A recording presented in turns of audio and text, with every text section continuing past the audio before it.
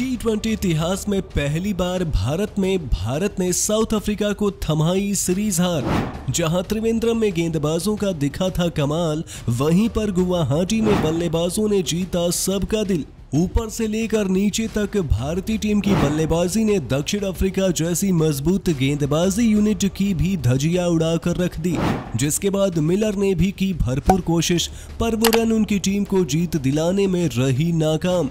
और इसी के साथ रोहित शर्मा बन गए दक्षिण अफ्रीका को भारत में हराने वाले पहले भारतीय कप्तान। तो आखिर कैसे टीम इंडिया ने सीरीज में एक मुकाबला बाकी रहते ही साउथ अफ्रीका को किया चारों खाने चित और दर्ज की एक और धमाकेदार जीत, जानने के लिए देखिए हमारा ये रिपोर्ट। दोस्तों, 3 मैचों की टी20 सीरीज के दूसरे मुकाबले में भारत और साउथ अफ्रीका की टीमें असम के गुवाहाटी में एक दूसरे के आमने सामने हुई। बरसपारा क्रिकेट स्टेडियम में दक्षिण अफ्रीकी कप्तान तेम्बा बवुमा ने टॉस जीता और पहले गेंदबाजी चुनी, लेकिन उन्हें भी इस बात का इल्म नहीं रहा होगा कि उनका ये फैसला कितना ज्यादा भारी पड़ने वाला है। पहले कुछ ओवरों में रोहित और राहुल ने पिच की पेस और स्विंग को परखा। 3 ओवर में भारत ने केवल 21 रन ही बनाए, लेकिन इसके बाद जो कुटाई अफ्रीकी गेंदबाजों की होनी शुरू हुई वो आखिरी ओवर तक चलती रही। चौथे ओवर में पार्नेल को राहुल ने आड़े हाथों लिया और ताबड़तोड़ चौके और छक्के बरसा दिए। तो फिर रोहित भी कहां पीछे रहने वाले थे, उन्होंने भी अपना गियर शिफ्ट करते हुए गेंदों को बाउंड्री लाइन के पार पहुंचाना शुरू किया। देखते ही देखते भारत ने पावर प्ले में बिना कोई विकेट गंवाए 57 रन बना लिए। 6 ओवरों में धुलाई के बाद भी अफ्रीकी गेंदबाजों की लाइन लेंथ नहीं सुधरी और इसका पूरा फायदा उठाते हुए भारतीय सलामी बल्लेबाजों ने अफ्रीका को बिल्कुल ही धराशाही करके रख दिया। रोहित और राहुल ने 9.5 ओवरों में 96 रनों की ओपनिंग पार्टनरशिप कर भारत को एक तूफानी शुरुआत दिलाई। हालांकि 10वें ओवर में भारतीय कप्तान अर्धशतक से ठीक पहले केशव महाराज की गेंद पर अपना विकेट गंवा बैठे, लेकिन 37 गेंदों में उनके द्वारा बनाई गई 43 रनों की पारी ने भारत को एक मजबूत शुरुआत दिला दी थी। पर केएल ने ये मौका नहीं गंवाया और लगातार दूसरे मुकाबले में अर्धशतक ठोक दिया और इस बार उन्होंने अपने उन सभी आलोचकों को करारा जवाब दिया जो उनकी स्ट्राइक रेट को लेकर सवाल उठाते रहते हैं। हालांकि एक तरफ जहां बाकी गेंदबाज मार खा रहे थे, इसी बीच दूसरी तरफ केशव महाराज काफी कसी हुई गेंदबाजी कर रहे थे। उन्होंने रोहित के बाद राहुल को भी 57 के निजी स्कोर पर पवेलियन की राह दिखाई और तब 107 के स्कोर पर भारत को दूसरा झटका लगा। उस समय अफ्रीकी टीम के पास मुकाबले में वापसी करने का एक मौका था, लेकिन प्रचंड फॉर्म में चल रहे सूर्य कुमार यादव ने इसके बाद उन्हें कोई मौका ही नहीं दिया। इससे पहले कि अफ्रीकी टीम मुकाबले में वापसी का रास्ता तलाश करती, सूर्य कुमार यादव के अलग प्लान्स थे। पिछले मुकाबले की पारी को आगे बढ़ाते हुए स्काई ने यहां भी बेखौफ अंदाज में खेलना शुरू कर दिया और अफ्रीकी गेंदबाजों के पास उनके किसी भी स्ट्रोक का कोई जवाब नहीं था। मिस्टर 360 डिग्री ने अपने नाम के भारतीय ग्राउंड के चारों तरफ चौके छक्कों की बरसात की।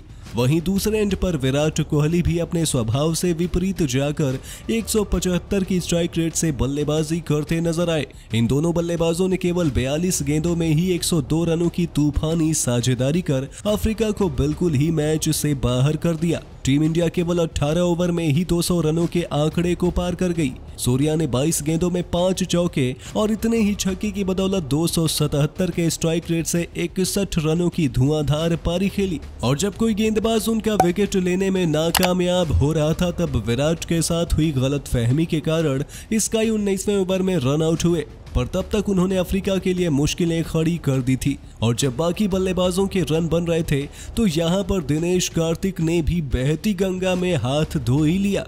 टीम के डेजिग्नेटेड फिनिशर ने केवल 7 गेंदों का सामना किया और इस दौरान 242 की स्ट्राइक रेट से 1 चौके और 2 गगनचुंबी छक्के की मदद से 17 रनों की नाबाद पारी खेली थी। दूसरे एंड पर विराट 28 गेंदों में 49 रनों की पारी खेलकर नाबाद रहे और भारत ने 20 ओवर में 3 विकेट पर 237 रनों का पहाड़ खड़ा कर दिया। वैसे ही अफ्रीका के लिए मुश्किलें काफी बड़ी थी। ऊपर से उनके कप्तान बवुमा ने दीपक चाहर का पहला ओवर मेडन खेलकर दबाव पूरा अपनी टीम पर डाल दिया और इससे निजात पाने के लिए जैसे ही उन्होंने दूसरे ओवर में अर्शदीप को टारगेट करने का प्रयास किया, वो मिड ऑफ पर विराट कोहली को एक आसान सा कैच थमाकर पवेलियन लौट गए। उसी ओवर में अर्श ने रायली रूसो को भी जग पर बाहर का रास्ता दिखाया और मात्र 1 रन पर मेहमानों को 2 झटके लगे। हालांकि इसके बाद डिकॉक और मार्करम ने इस तरीके से पहले 6 ओवर में विकेट गिरने का सिलसिला रोका और अफ्रीका ने इस दौरान 2 विकेट पर 45 रन बना दिए थे। लेकिन जैसे ही ये साझेदारी और बड़ी हो पाती, पावर प्ले के ठीक बाद अक्षर पटेल ने आकर अपना जादू दिखाया और अच्छी बल्लेबाजी कर रहे एडन मार्करम को बोल्ड कर भारत को एक बड़ी कामयाबी दिलाई। 19 गेंदों में 33 रनों की पारी खेलकर मार्करम जब आउट हुए तब ऐसा ही लग रहा था जैसे टीम इंडिया इस मुकाबले को बड़े मार्जिन से जीतने में कामयाब होगी। लेकिन डेविड मिलर आज कुछ अलग ही करने के इरादे से मैदान में उतरे थे। उन्होंने इसके बाद बल्लेबाजी का ऐसा जौहर दिखाया कि भले ही जीत भारत को मिली, लेकिन दिल मिलर ने सभी का जीत लिया। किलर मिलर के नाम से मशहूर इस खिलाड़ी ने आखिरी तक लड़ाई जारी रखी और भारतीय गेंदबाजों पर दबाव बनाए रखा। इस दौरान भले ही एक एंड पर डिकॉक संघर्ष कर रहे थे, लेकिन डेविड मिलर अपने ही अंदाज में पारी को आगे बढ़ा रहे थे। एक समय साउथ अफ्रीका को जीतने के लिए 6 ओवरों में 60 रनों की दरकार थी, लेकिन टीम इंडिया की पुरानी परेशानी एक बार फिर उजागर हो गई।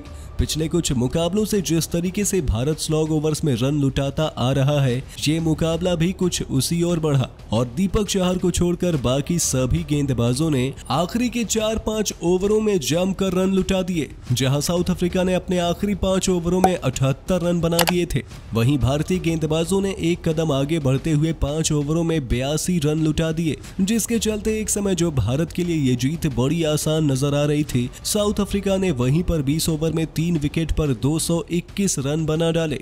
मिलर ने इस दौरान 47 गेंदों में 8 चौके और 7 गगनचुंबी छक्के की मदद से 106 रनों की शानदार पारी खेली और अपने T20 करियर का दूसरा शतक जड़ा। अगर उन्हें दूसरे एंड से थोड़ी बेहतर साथ मिल जाती तो शायद इस मुकाबले में अफ्रीका कहीं और पास आ सकता था, लेकिन डिकॉक ने 48 गेंदों में 69 रनों की नाबाद पारी खेली, जिसकी वजह से अफ्रीका किलर मिलर की एक जुझारू प्रयास के बावजूद ये मैच गंवा बैठा और रोहित एंड कंपनी ने दक्षिण अफ्रीका को 16 रनों से हराकर 3 मैचों की श्रृंखला में 2-0 से अजेय बढ़त बना ली और अपने घर पर पहली बार साउथ अफ्रीका को हराने का करिश्मा भी कर दिखाया। वैसे दोस्तों, आप टीम इंडिया की इस जीत को 10 में से कितने अंक देना चाहेंगे? अपनी राय कमेंट में जरूर बताइए और ऐसे ही शानदार खबरों के लिए हमारे YouTube चैनल को सब्सक्राइब और वीडियो को लाइक करना बिल्कुल ना भूलें।